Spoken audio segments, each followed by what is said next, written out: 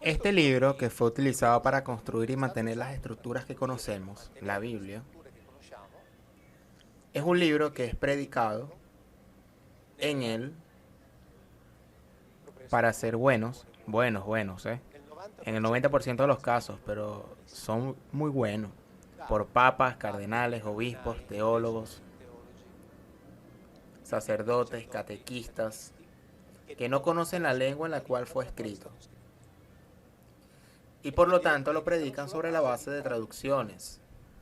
Cuando empecé a hablar en el 2010, una de las primeras acusaciones que recibía era: bueno, es que tú hablas sobre la base de traducciones, y las traducciones ya sabes que son casi siempre también traiciones, y por lo tanto, digo, vale, está bien. Pero esta regla no solo se aplica para mí, se aplica también para vosotros. También vosotros predicáis bajo la base de traducciones, es decir, sobre la base de traiciones, y ahora veremos las traiciones. Así que predican un libro del cual no conocen el idioma y se fían de las traducciones que reciben. Por lo tanto, 1.500 millones de cristianos en el mundo, más o menos, al menos 1.400 millones creen ciegamente en lo que está escrito en ese libro que nunca leyó. Nunca lo ha leído. ¿Es verdad o no? Estoy hablando del cristianismo, no de una secta de 300 personas que tiene un gurú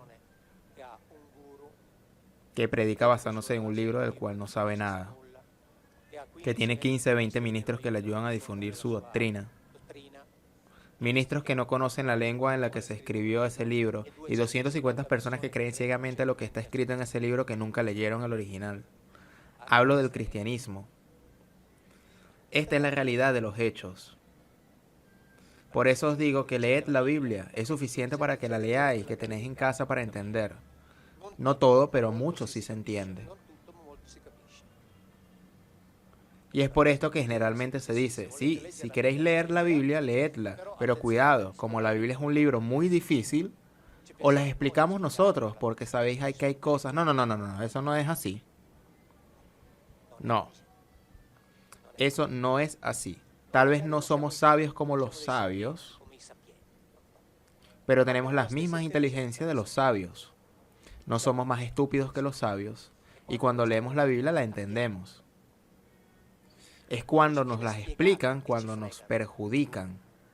Porque nos dicen: ah, sí, eso está escrito en realidad. Y no, pero ¿qué está escrito? La única realidad es lo que está escrito. Lo demás es pensamiento tuyo.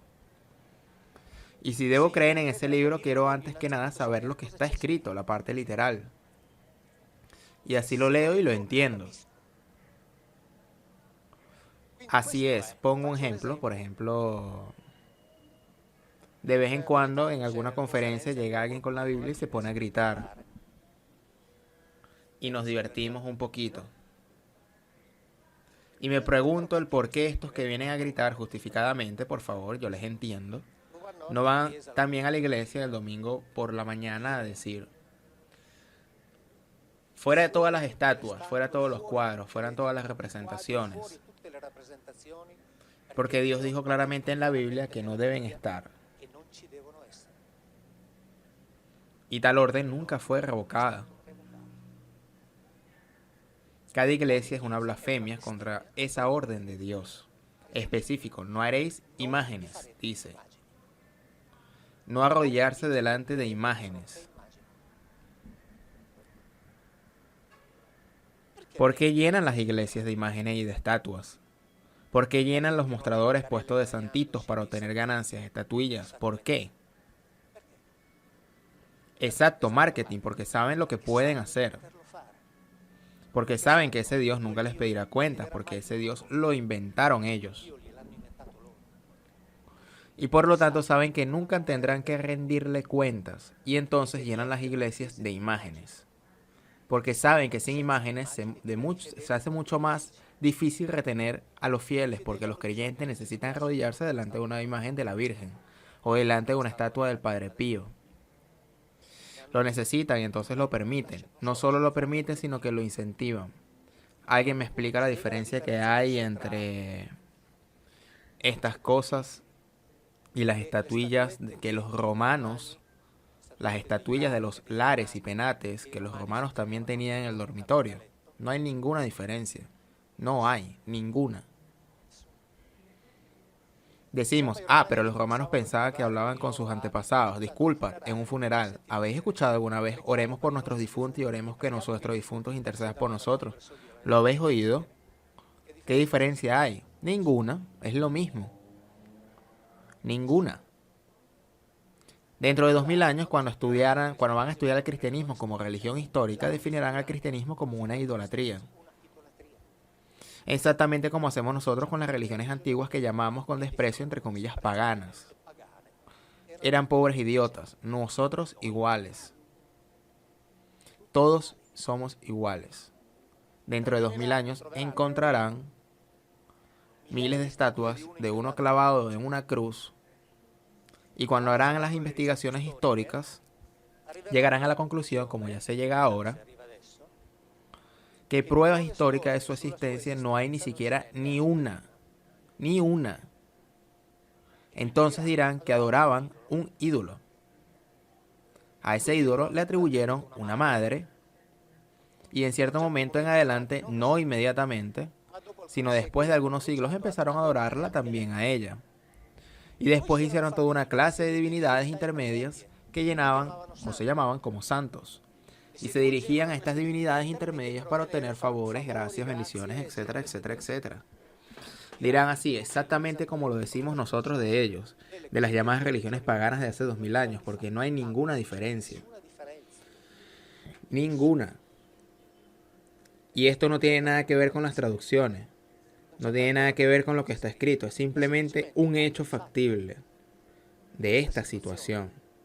Así que nosotros en el sentido como Occidente, miramos con descendientes y con superioridad a los pobres estúpidos romanos que conquistaron al mundo, pero hablaban con piedras detrás de las cuales no había nadie, a los pobres estúpidos asirios, babilonios, egipcios, que hablaban con piedras detrás de las cuales no había nadie, nosotros en cambio hablamos con piedras detrás de las cuales debe haber alguien allí, de cuya existencia histórica no hay ninguna prueba.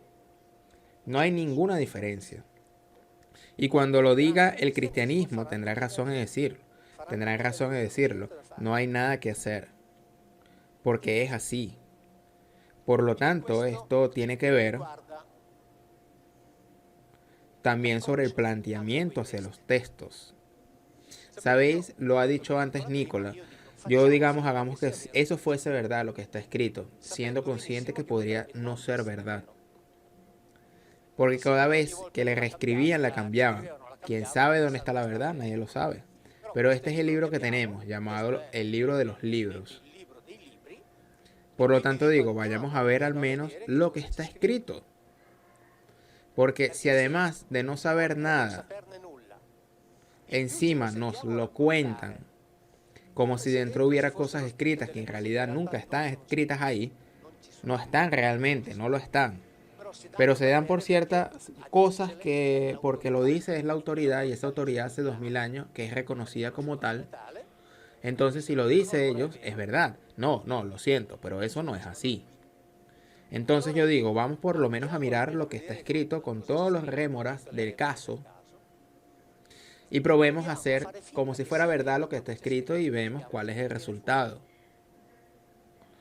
En el 2010, desde el 2010, que me dice constantemente, no, tú haces lectura literal. Y la lectura literal es la lectura de los ignorantes, me dicen. Es la lectura de los imbéciles, es la lectura de los niñitos, la lectura infantil. Ok, muy bien. Supongamos que es así, que es una lectura infantil. A mí no me importa, sigamos haciéndola. Lo importante es declararlo, ¿no? Yo hago una lectura literal. Al decirme que la lectura literal no se debe de hacer, son tanto los representantes de las instituciones como un montón de otros pequeños maestros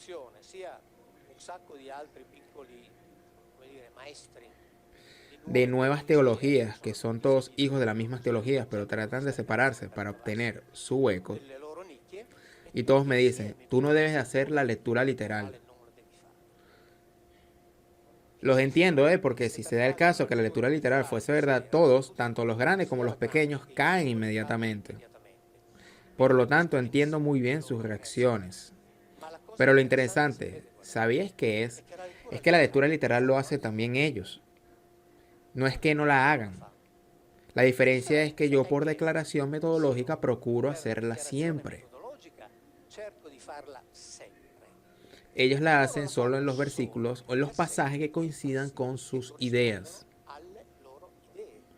a su doctrina, porque cuando hay pasajes, muchísimos, que no coinciden con sus ideas, a su doctrina, entonces dicen, ah, no, claramente esto es una alegoría, porque claramente es una metáfora, esto debe interpretarse porque no debe ser así. Ahora os doy un par de ejemplos para documentar esto, como si ellos supiesen realmente lo que está escrito en ese versículo que ahora citan literalmente, no lo citarían más.